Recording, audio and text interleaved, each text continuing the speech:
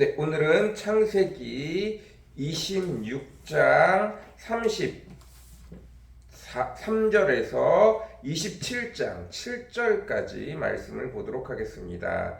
26장 33절에서 27장 7절까지 말씀입니다. 제가 현대인의 성경으로 읽도록 하겠습니다. 에서는 40세에 헷 족속의 두 여자와 결혼했는데 그들은 부에리의 딸 유딕과 엘론의 딸 바스맛이었다. 그러나 그들은 이삭과 리브가의 마음에 근심이 되었다. 이제 이삭은 나이가 많아서 눈이 어두워 잘 볼 수 없게 되었다. 그가 하루는 맏아들 에서를 불렀다. 에서야, 얘 아버지. 이제 나는 늙어 언제 죽을지 모른다. 그러니 너는 활을 가지고 들로 나가서 사냥하여 내가 좋아하는 별미를 만들어 오너라. 내가 그것을 먹고 죽기 전에 너에게 마지막으로 축복해 주겠다. 이때 리브가는 이삭이 에서에게 하는 말을 엿듣고 에서가 사냥하러 들로 나가는 사이에 야곱을 불러 말하였다. 내 아버지가 너의 형 에서에게 하시는 말씀을 들으니 내 형이 사냥하여 별미를 만들어 오면 그것을 먹고 죽기 전에 여호와 앞에서 그를 축복해 주겠다고 하였다. 아멘. 네, 오늘은 본문 창세기 26장 33절부터 27장 7절까지 말씀입니다. 에서는 아빠 야곱이 사랑하였습니다. 네, 에서는 아빠 이삭이 사랑하였습니다. 그리고 쌍둥이 동생인 야곱은 엄마 리브가가 사랑하였습니다. 에서와 야곱은 사실은 이삭의 산물입니다. 이삭의 자식이죠. 이삭이 여호와 하나님 앞에 큰 어려움을 당하였습니다. 바로 아버지 아브라함을 통하여 네 아들 이삭을 바쳐라 라고 말할 때 이삭이 분명히 얘기했습니다. 아버지, 하나님 앞에 예배 드리러 가는데 다 준비되어졌는데 예물만 없네요. 재물만 없어요. 그러니까 아브라함이 이야기합니다. 여호와 하나님이 재물은 준비해 두셨다. 그리고 막상 제사 드릴 준비를 다 끝내고 나니 이삭을 밧줄로 꽁꽁 묶고 이삭이 보는 눈앞에서 칼을 들어 이삭을 죽이려고 합니다.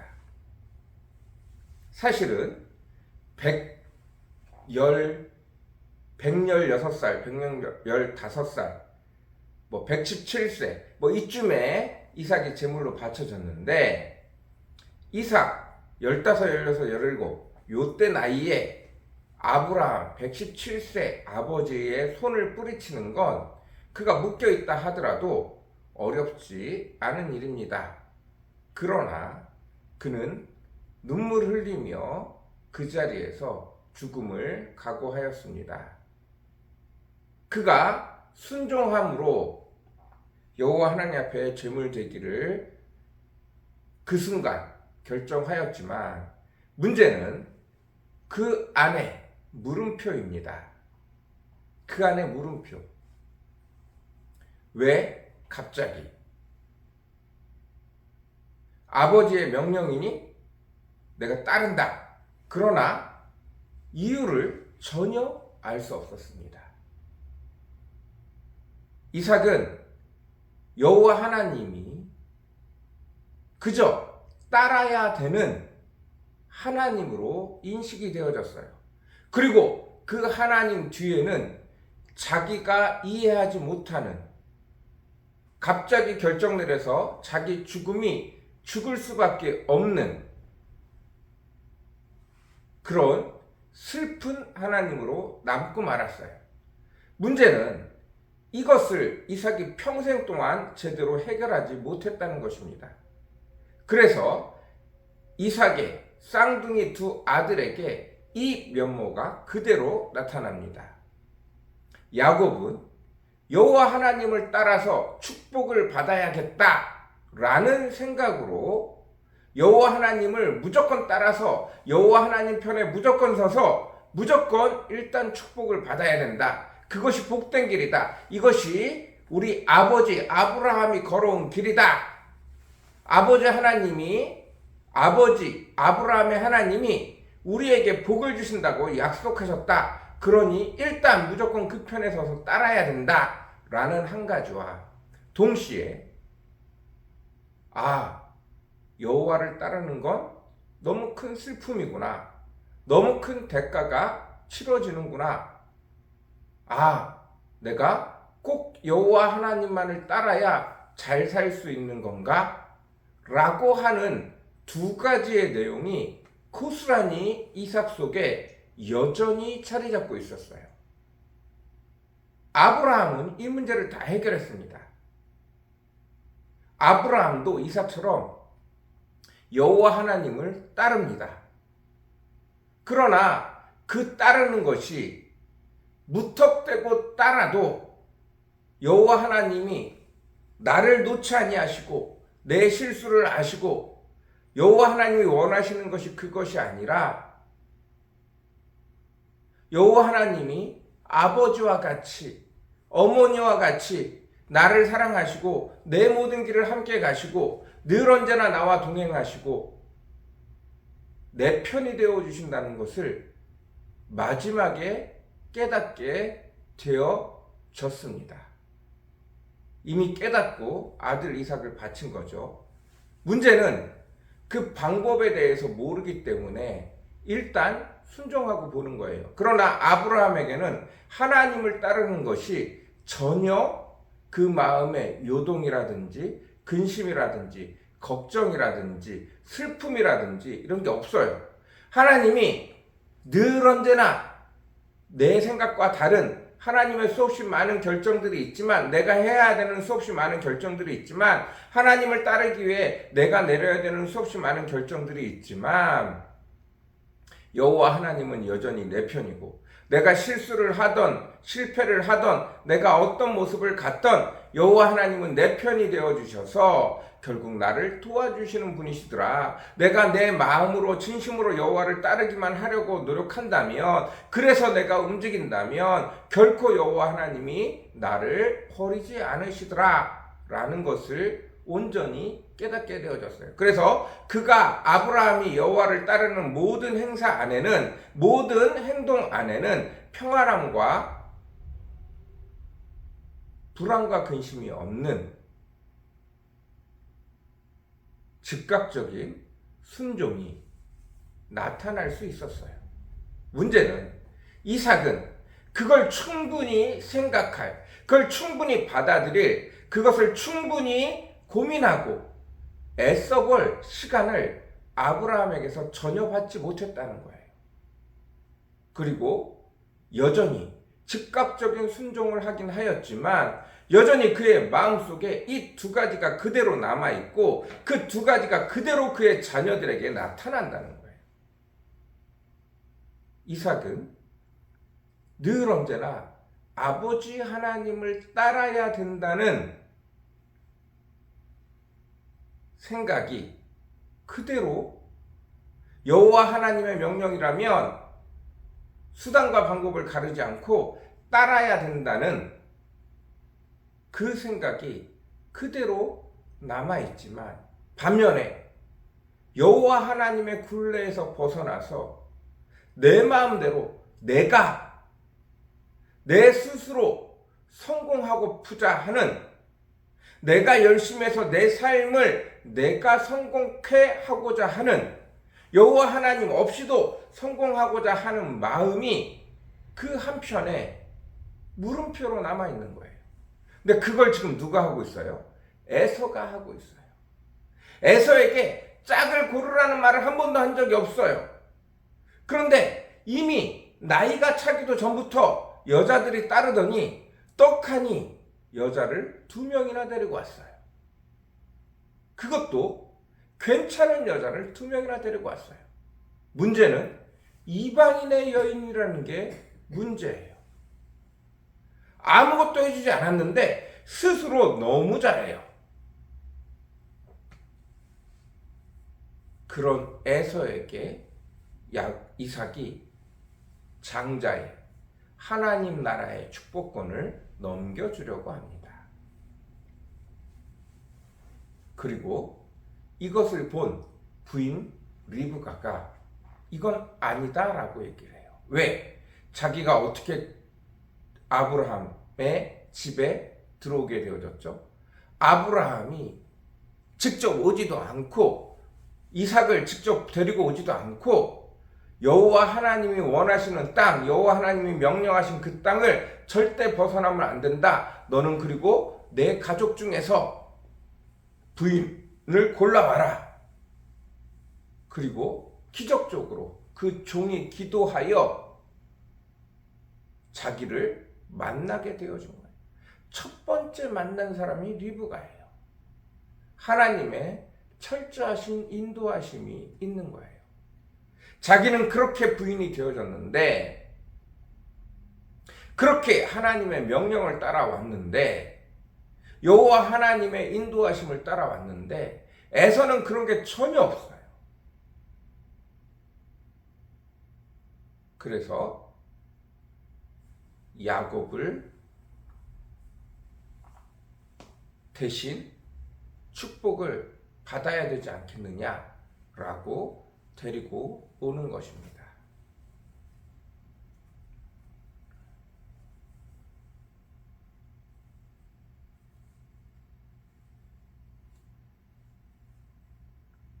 이삭의 마음이 그의 자녀에게 너무 명확하게 보여지고 있습니다.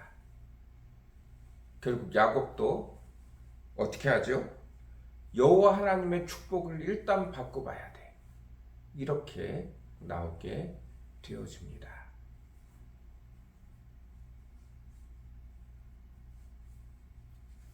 정말 안타깝지만 아브라함과 이삭은 똑같은 삶을 살아요.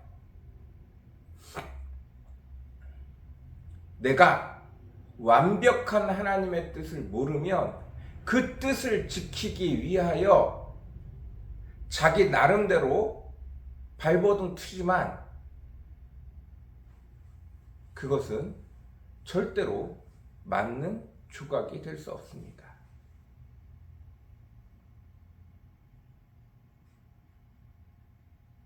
결국 아브라함이 그 부인을 누이 동생이라고 말한 것은 여호와 하나님이 명령한 가나안 땅을 벗어나지 않기 위한, 여호와 하나님이 명령한 그곳에서 살아가기 위한 방편이었지만 그것은 하나님의 뜻과 부합하지 않았어요. 아브라함이 자기 나름대로 진심을 들여서 행한 행동이었습니다. 그러나 그것이 결국 어떻게 되어져요? 부끄러움으로, 아브라함의 부끄러움으로, 아브라함의 아내 사레의 마음에 큰 상처를, 믿음을 가질 수 없는 상태로 만들어버린 거예요. 그와 마찬가지로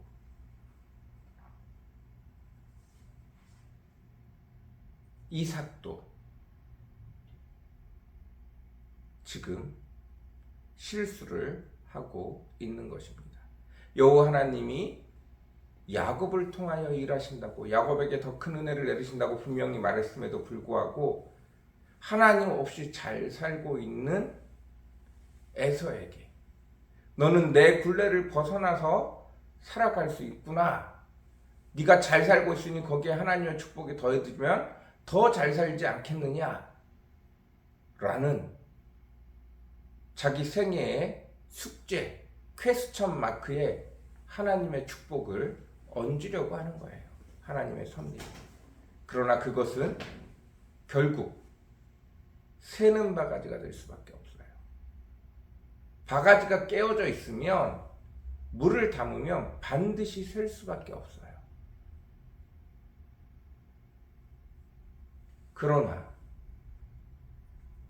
그 새는 바가지를 아시고 불러주신 분이 여호와 하나님이라는 것이 또한 오늘 우리가 갖는 은혜입니다.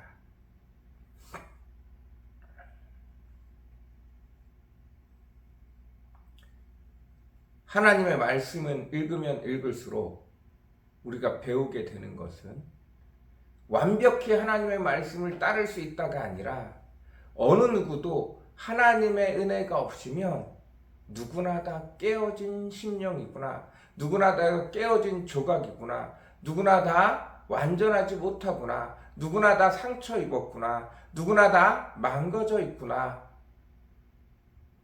예수님이 우리의 상처를 덮으시니, 예수님이 우리의 상처를 고치시니, 예수님이 우리의 상처에 새로운 은혜를 더하시니, 그제야 내가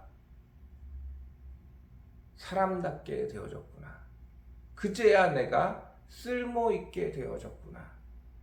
그제야 내가 하나님의 은혜를 맛볼 수 있구나 라는 것을 깨닫는다는 거예요. 여러분, 잘하자는 게 아니에요. 성경에 있는 모든 말씀은 잘하라가 아니에요. 나의 연약함이 하나님 앞에 나아갈 때, 예수 그리스도를 만날 때, 나의 부족함이, 연약함이 하나님 앞에 은혜로 고쳐지고 싸매지고 덮여지고 그 은혜가 많은 사람들에게 축복이 되는 것을 깨닫는다는 것입니다. 나의 약함이 내 스스로 깨닫고 알게 되어지고 그것을 드러낼 때 그 위에 하나님의 은혜가 임하고 그 은혜로 말미암아 여러 사람이 위로받고 여러 사람이 축복받고 여러 사람이 웃을 수 있는 화평케 되어지는 평안의 축복이 되어지는 도구가 되어진다는 사실입니다. 그것을 경험할 수 있는 저와 여러분 되어주시기를 간절히 사모합니다. 누가 아브라함 같은 믿음을 가질 수 있겠습니까? 누가 이삭과 같은 믿음을 가질 수 있겠어요?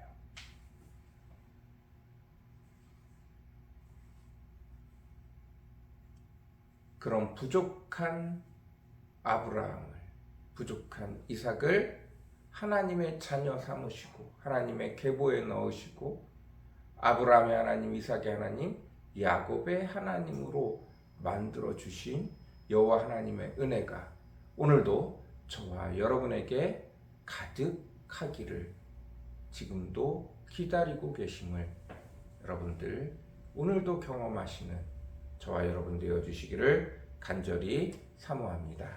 기도하겠습니다. 사랑과 은혜가 풍성하시고 거룩하신 아버지 하나님, 부족한 저희가 오늘도 주의 말씀 앞에 섭니다. 여전히 깨어진 자들입니다. 여전히 죄 가운데 있는 자들입니다. 여전히 불쌍한 자들입니다.